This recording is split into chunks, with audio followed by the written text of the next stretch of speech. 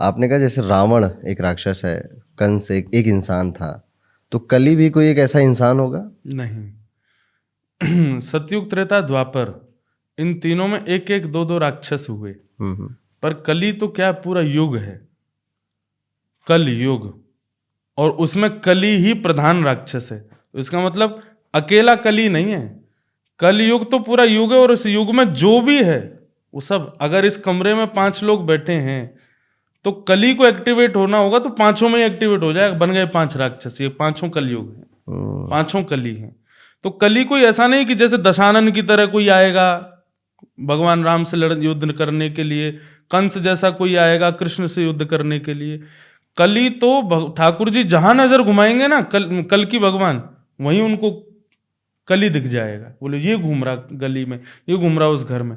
और महाराज मैं तो फिर भी ये कर रहा हूं, ठाकुर जी तो ऐसे जैसे चींटियों का झुंड चलता है ना, ऐसे कली चला करेगा।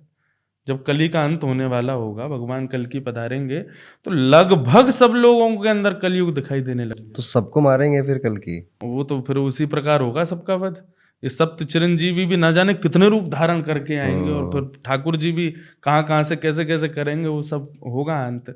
बहुत मतलब सतयुग, त्रेता, द्वापर, राम, अभी कहते हैं राम रावण योर युद्ध, राम रावण योर एव। राम रावण जैसा युद्ध ना कभी हुआ ना कभी सुना, पर मुझे ऐसा लगता है कि कलकी का जो युद्ध होगा ना, ये सर्व, क्योंकि एक रावण नहीं है, अनंत रावण। जहां नजर घुमा रहे हैं वहीं, वो चट्टान के ऊपर भी बैठा है, नदी में नाव भी चला रहा है, गाड़ी भी चला रहा है, मेट्रो भी चला रहा है, फ्लाइट उड़ाने वाला पायलट भी कली है, सबके अंदर कली है।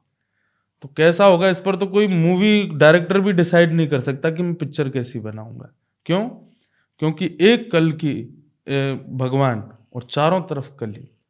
तो एक प्रकार से मैं अभी मन में सोच रहा था कि जैसे कोविड का क्या नियम था कि मास्क नहीं है, हैंड सैनिटाइजर नहीं है, आपने किसी को छुआ तो आपके अंदर भी कोविड का सिम्टम्स आने लग जाएंगे और आपको कोविड हो जाएगा, कोरोना हो जाएगा। ठीक वैसे कलयुग है।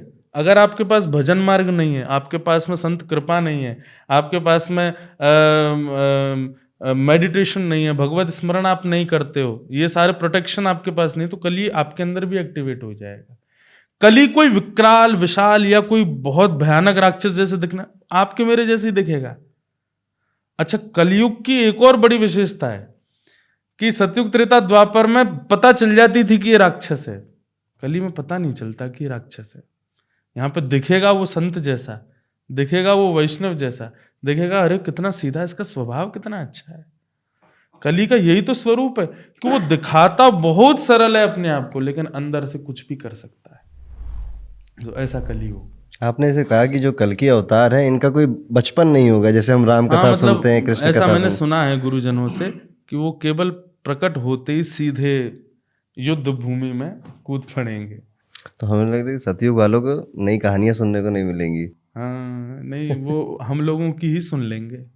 मुझे लगता है सतयुग वाले लोग हम लोगों की बातें ही सुन लेंगे कि भाई ऐसा ऐसा स्वभाव हुआ करता था कलयुग में लोगों का।